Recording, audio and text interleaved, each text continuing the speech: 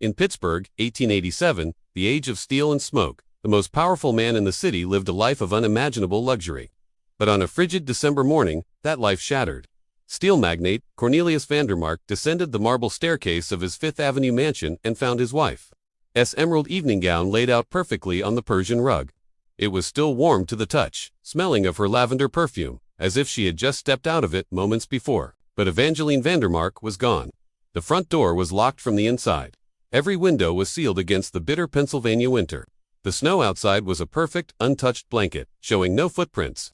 3 household staff had seen her go to bed, wearing that very gown, just 4 hours earlier. It was a perfect lock-true mystery.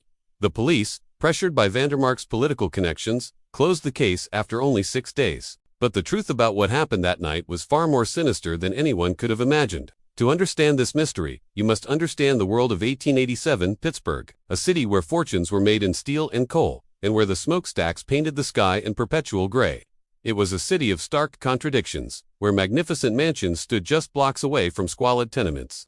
Cornelius Vandermark had built his empire from nothing. He was a brutal industrial titan, a man who started as a common laborer but rose through a combination of brilliant engineering and utterly ruthless business practices. His marriage to Evangeline Hartwell was the social event of the decade. She was from old Boston banking money, 20 years his junior, educated, refined, and beautiful. For Cornelius, it was a calculated move to gain social legitimacy. For Evangeline, it was a marriage built on a tragic misunderstanding. She believed she was marrying an innovative industrialist. She didn't know she was marrying a monster. But by the winter of 1887, those who knew the couple intimately whispered that all was not well. Evangeline, once the sparkling centerpiece of Pittsburgh's social scene, had grown increasingly withdrawn. The household staff noticed the changes. She spent hours alone in the mansion's library, writing in a leather-bound journal she kept locked in her desk. She took long solitary walks, often returning with muddy boots and a distant look in her eyes. What the servants didn't know was that these walks took her through Pittsburgh's working-class neighborhoods, where she spoke with the wives and children of mill workers. She was learning firsthand about the dangerous conditions and frequent, suspicious accidents that plagued her husband's facilities. She had begun her own investigation. She had discovered that her husband wasn't just a tough businessman. He was the head of a secret consortium of industrialists called the Pittsburgh Circle, and their primary method of dealing with competition wasn't buyouts. It was murder. Staged industrial accidents, fires, disappearances. Evangeline was compiling evidence that her husband was a serial killer, and that her own marriage was part of the cover-up. The mysterious late-night visitors to the mansion were her sources, her contacts, her co-conspirators in a dangerous game of espionage. She was gathering the proof that would bring her husband's empire down. The tension came to a head on the night of December 12, 1887. Dinner was a quiet, tense affair. Servants noted that Evangeline seemed resolved, almost calm, while Cornelius was agitated, checking his pocket watch repeatedly. After helping her mistress into the emerald gown, a strange choice for a night with no guests, the head housekeeper, Margaret, received an unexpected, emotional embrace.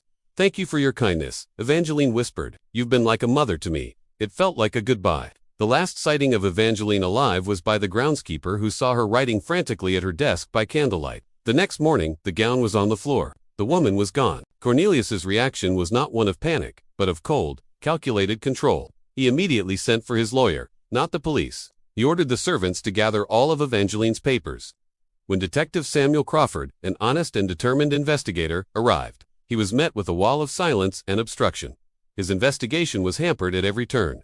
He discovered evidence that Evangeline had been secretly visiting the estate's old ice house. But when he tried to search it, Cornelius had it sealed with fresh mortar overnight. The case was officially closed within a week.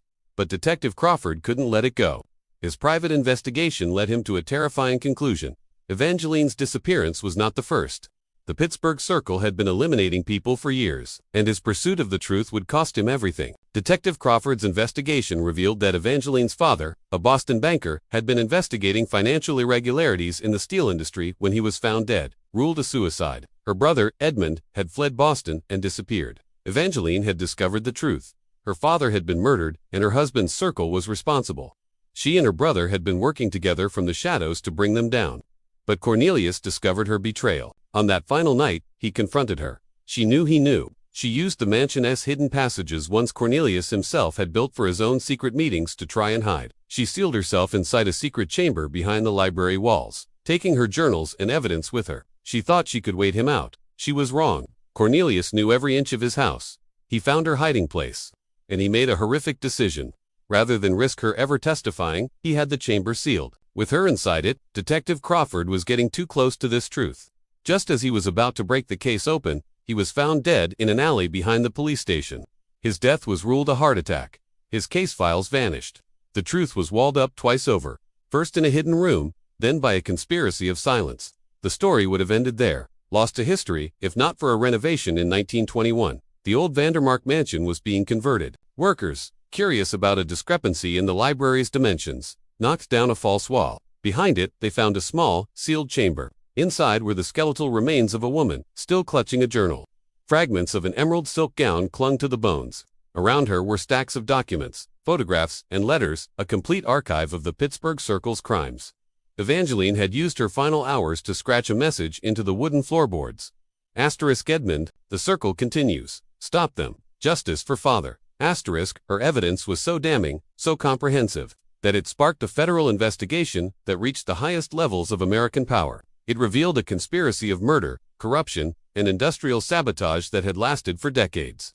Cornelius Vandermark was long dead, but his legacy was finally exposed. Evangeline's disappearance was never a mystery. It was an execution, but her sacrifice, her determination that the truth must survive, even from beyond the grave, ultimately brought her husband's empire down. She disappeared into the darkness of that December night, but her voice, silenced for 34 years, finally spoke again and delivered the justice she was killed to prevent.